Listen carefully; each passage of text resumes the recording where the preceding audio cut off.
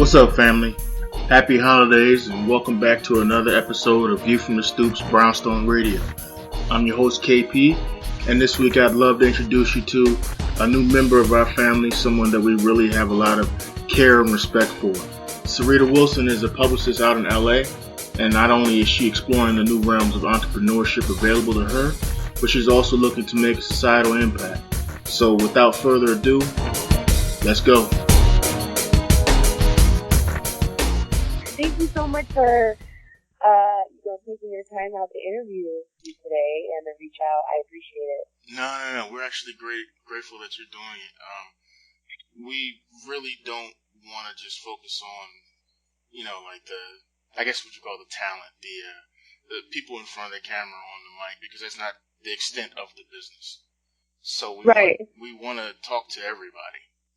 So I really am thankful that you're willing to do this. And I guess along those lines, let's start at the beginning. Where do you come from, and how did you end up being a publicist? Well, I am 28. I was born in the Bay Area, and I moved out here when I was 4. My dad actually had a passion for acting, and my mom just said, hey, we're going to move out to California and, so you can pursue your dreams. And that's basically where I've lived ever since then. So now at this point, I've lived in Sherman Oaks my whole life, since I was 4 until now. And I'm 28 actually. And I wanted to be a publicist ever since I was young. I never necessarily wanted to be in the limelight, but I was always fascinated with, behind the scenes, being that go-to person, being on the red carpet, kind of interviewing the celebrities, things of that nature. And I was kind of afraid to pursue it because I didn't want to fail. And, it wasn't until recently, actually, which was this year, and I want to say 3 months ago, that I really answered that question. And I said, the possibilities are endless, and if I don't do it now, I'll always regret and say, what if? And then until then, I just pursued being a publicist and picking up clients and doing events. And it just, with the act of God, I think everything moved into the right direction. It's almost as if I had a calling. And it's been amazing ever since. So, yeah. Well, I think it's interesting that you say that, because I find that a lot of people have this hump that they have to overcome to follow their dreams, and it's never an easy decision to make. How did you just finally say, this is it, this is what I'm going to do? Well, I've always been stuck with a 9-to-5 job, and I feel that whatever job that I'm going to have, I'm going to be the best that I can be at it. And I always had my peers or my colleagues, they always said that you seem like you would be in the entertainment business. You are very outgoing, you're very positive, you're such a people person, and I kind of feel like it was being thrown in my face, and I really wasn't taking it. I wasn't really taking that and running with it, And, one time I was just speaking with my grandpa late at night, and I called him because he lives in Lompoc, which is kind of near Santa Barbara. And I told him, Grandpa, I really want to pursue being a publicist, being in the entertainment business.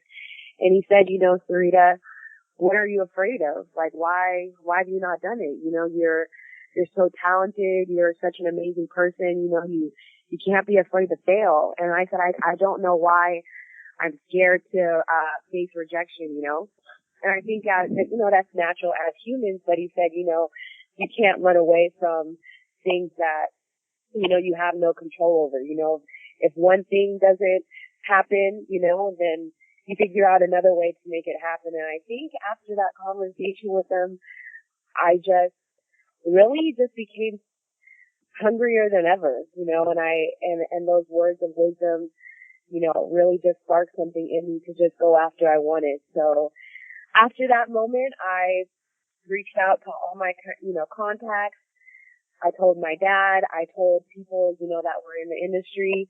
And then it just kind of seemed that it was parallel with the universe because everybody just had all these opportunities that they were really just kind of excited to have me involved with. And I think after just kind of doing my first event, it really just sparked something in me that, you know what, I can do this. I can make a business out of this. Like and then I can do what I want and I can bring on the talent I want and help people out. And from then on, I just opened up my own PR business. So it was just a blessing in itself. I think a lot of people don't really understand what a publicist does. I think it's one of those jobs, a lot of people get what they know from TV and shows that they've watched, but I don't think publicist is explained very well. What do you do? Well, what I have been doing, I've been doing a lot of branding. So I've been trying to basically get your brand out there in a positive way. Any positive press that I can get you out there and kind of just bring it out to the world. And so I try to enhance that by doing social media. I try to pitch it out to magazines. It's any way that I can put whatever out there that you're trying to get to the public to see that maybe you don't know how to express it, or you don't have the tools to, reach it out to the audience. That's what you would call on your publicist to do. So we kind of help spread your name in a positive way. And if there's negative things, we try to kind of not persuade, but just let them know of your positive, talents and things of that nature. So that's what I do. Hopefully I explained that in a good way. No, that was fine. Okay. So it seems almost like it'd be a 24-hour type of job then. Is it something that it is. Does it become daunting having to always be available? I think honestly, when you are passionate about something, it's fun and it's thrilling. And what my grandpa told me is that if you find something that you work and you can do it without getting paid, you're having fun, that's when you've made it. That's when you're successful in your own way. And so when I'm doing this, I have a good time. I'm trying to figure out different ways to make my clients happy. And it's not overwhelming to me because I get satisfied when things are done right and you feel that I'm someone that you can count on. I think that's the biggest blessing within itself. So no, I enjoy it. It's something that I don't mind staying up for because I know at the end of the day, it's something that I put, my hard work and passion into. So I appreciate it. Okay, so along those lines, do you prefer to work with, I guess you would call it new talent or established talent? Where do you see yourself? Like, what's your niche? I try to work with people who are just starting out. So I do have a lot of established talent that already, they kind of already know the ropes, but I'm looking to work with people in the industry that are just, that are just now starting out, where they have that fire in them, where they need that exposure, where they're really not too sure which direction or how to kind of get their names out there. That's what I'm like catering towards. So I want to help you get on the red carpet. I want to help you promote your events, your songs, whatever it may be. If you have a new TV show, that's something that we kind of cater towards. So new talent. Are you local or do you do it nationwide? I am local. So because we just started out, I am dealing with a lot of local things. I do want to become nationwide, ideally. That would be such an amazing blessing. But right now, I have to start off, with one content at a time. So right now I am local. Okay.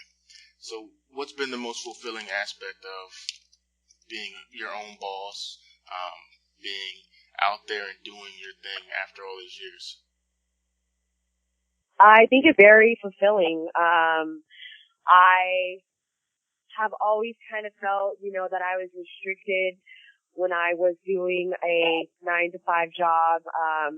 You don't really have a lot of say, so you have to report to other people. And I love the fact that you can call the shots and and you know exactly how you want your business to run, and I feel that when you do it with, good ethics and you have good morals and values and, it's not every day that other companies have that. So when you have your own integrity and you can follow that in your own workforce, I think that is the biggest, overall accomplishment is that you can do it with grace and you don't have to compromise or, follow or listen to what everybody, is telling you that maybe you don't feel comfortable doing at your workplace. So that's what, I would say. Seeing how you've just started, what do you want the next 5 years to hold for you? Where do you see yourself going and ending up? Oh, wow. I plan to have my own charity. So I do want to have my own foundation with Priority Entertainment. So I do want that something to be globally. I plan to have a bigger franchise, where we can get, the word out in different, I guess, do different niches except, other than new talent. Maybe we can pick up something different. I'm not too sure what, but I do want my own, foundation, I guess, to give back. So if that is something that can be done globally, that would serve a greater purpose, in my standpoint. So tell people how they can reach you. If you're in the LA area, how does one reach out to Sarita Wilson? They would reach out to me on my website, which is Priority Entertainment PR, or they can reach my Facebook, which is Sarita Wilson. Okay, and I'm going to finish up with one last question. I know I just keep asking questions and questions, but No problem. how does one start in the business, whether they be talent or they want to be a publicist, a casting agent? What's the best way to start?